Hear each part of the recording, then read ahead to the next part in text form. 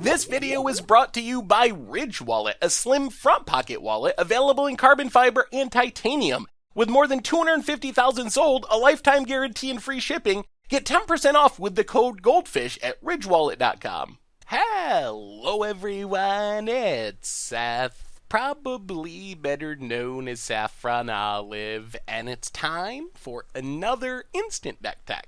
So as you know, Tuesday means it's Type 2 or Standard Tuesday, but we're still in this really weird spot where we don't officially have RNA stuff yet. We're waiting for the cards to come out so people can start playing Ravnica Allegiance. So today, we're going to look at another viewer-submitted deck. In the next week or so, we'll start having tournament lists. We'll have a full Ravnica Allegiance week, talk about the cards and all the format. But for now, we're looking at just a spicy combo deck for Ravnica Allegiance Standard. And this one was submitted by the Forbidden Alchemy. So thank you to the Forbidden Alchemy for sending in this really cool deck. And this deck is Grixis Historic Mill, and it takes a lot of combo pieces for our plan to work, but it's a really cool infinite combo deck for Standard. So anyway, a quick reminder before we break down Grixis Historic Mill for Standard. If you enjoyed this deck and you want to see it made into videos, take a minute, click the like button, the subscribe button, leave a comment, anything you can do to support your deck, because whichever deck is most popular gets a shot at being made into videos next week. So Grixis Historic Mill is a combo deck, and we pretty much need 3 combo pieces and then a finisher on top of that. So I guess it's like 3.5 card combo. So combo piece number 1 is Chamber Sentry. So Chamber Sentry, we've played it before. In theory, it's good in like a 5-color deck where you can cast it with a bunch of counters and kill things and get it back. In this deck, though, Chamber Sentry is a 0/0 for 0. That is how we are planning on abusing Chamber Sentry. Not making it big. It's actually a negative for us to cast it with a bunch of counters on it. We want it to be able to be cast and immediately die. So that is step 1 of our deck. Find a Chamber Sentry in our graveyard, in our hand, wherever. We also need Arcane Adaptation. So step 2 of our combo is to turn Chamber Sentry into a zombie. We need Chamber Sentry to not just be a construct, it also needs to be a zombie as well. So Arcane Adaptation comes down, name zombie, and then piece 3 of our combo is Liliana Untouched by Death. So Liliana, I mean, it can tick up, it can mill, can gain us life, can drain, can maybe kill things if we have Arcane Adaptation to make a bunch of zombies. But the combo ability here is a -3. You can cast zombie cards from your graveyard this turn. So you probably see where this is going. If we can have a zombie Chamber Sentry with the help of Arcane Adaptation, -3 Liliana, which it can do right away because it starts with 4 loyalty, we can cast Chamber Sentry from our graveyard an infinite number of times. We cast it for 0 mana as a zombie with Liliana's ability. It dies, goes back to the graveyard, we cast it again, we can cast it again. We can just keep doing this literally forever, as many times as we want to.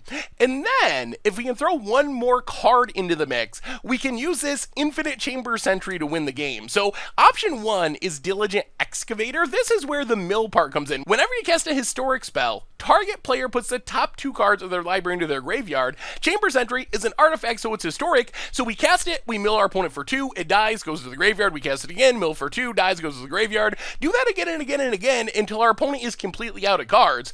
The problem is Nexus of Fate is a thing, and that would ruin our plan of milling our opponent out. However, we have some other options that kill our opponent more directly. So Joyra Weatherlight Captain, similar to Diligent Excavator, triggers whenever we cast a historic spell, but it draws us a card. So if we have a Joyra out when we combo, we literally get to just draw our entire deck. And then as we draw through our deck, we will find Judith the Scourge Diva, a new addition from RNA, or our Cabal Paladin. And these 2 cards just straight up kill our opponent. Judith, when a creature dies, pings something for 1. So 20 casts of Chamber Sentry dying and to kill our opponent. Cabal Paladin, when a historic spell is cast, drains an opponent for 2, so it only takes 10 Chamber Sentries to win the game.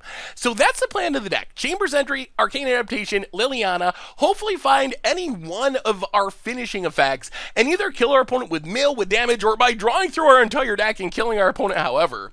The rest of the deck is pretty much defense to stay alive. Moment of Craving, Bedevil, Vraska's Contempt gives us some great answers to both creatures and planeswalkers, also gains us a bit of life along the way.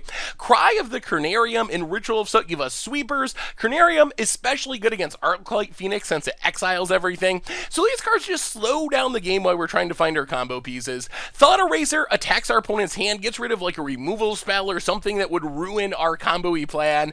And then we have Discovery Dispersal, which is mostly just to set up our combo. Dig through our deck, find our combo pieces. Remember, we can combo off with Chamber Sentry in our graveyard as well, so it's fine to just mill it over while we look for our other combo pieces and then start comboing from there. Mana base, a bunch of dual lands, some basic lands. In the sideboard, Nicol Bolas the Ravager gives us a non-combo plan for winning the game. We can't just cast Nicol Bolas, beat our opponent down, maybe flip it around into a Planeswalker. Unmoored Ego deals with annoying cards like Nexus of Fate, any card our opponent might have that we just really can't deal with otherwise. More Moment of Craving and Bedevils for removal, and then for control, Duresses, Spell Pierces, and Negates to disrupt our opponent, protect our combo, and that is Grixis Historic Mill for Standard. And that's better it's a deck tech for today. So thank you so much for watching. I hope you enjoyed the video, and I will talk to you soon. Thanks for watching the video. If you enjoyed it, help us out by clicking that like button down below. And to keep up on all the latest and greatest, click that subscribe button. And don't forget to hit that bell icon to get alerts whenever we have new videos. And if you want to, check out some of our other sweet videos here and here.